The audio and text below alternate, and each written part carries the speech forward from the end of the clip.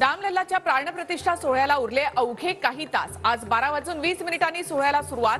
गर्भगृहामध्ये पंतप्रधान नरेंद्र मोदी, सरसंघचालक मोहन भागवत यांची प्रमुख उपस्थिती असेल।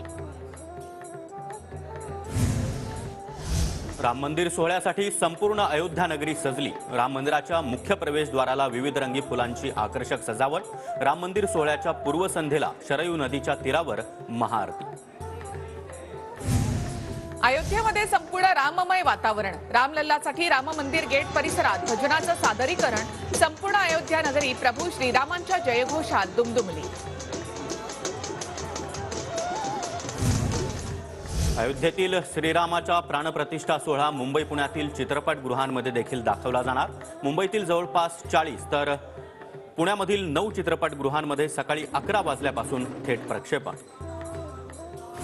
अयोध्येमध्ये पंतप्रधान नरेंद्र मोदी यांचं स्वागत डमरू वादनानं होणार। मुख्य मार्गावर काशीमधील पथकाकडून डमरू वादन होईल।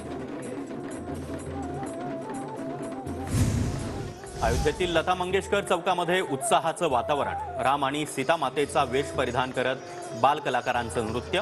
बालकलाकारांमध्ये मोठं उत्साहाचं वातावरण। शरयू घाटावर पोलिसांची तटबंदी। सकाळपासूनच पोलिसांकडून गस्त घालायला सुरुवात। आय कार्ड पाहूनच भक्तांना घाटावर प्रवेश दिला जातोय। अयोध्या विमानतळ परिसरात देखील पोलिसांचा कडेकोट बंदोबस्त। संपूर्ण विमानतळ फुलांनी सजलं। जगभरातून व्हीआयपी मंडळींची आज अयोध्येमध्ये मांदी आली।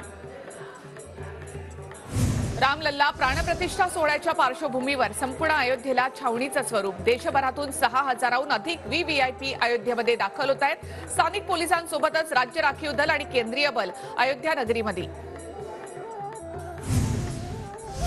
राम मंदिर सोहळ्यासाठी अनेक सेलिब्रिटी अयोध्येत। अभिनेता रजनीकांतसह कंगना राणावत आणि रणदीप हुडा प्राणप्रतिष्ठा सोहळ्याला उपस्थित राहणार।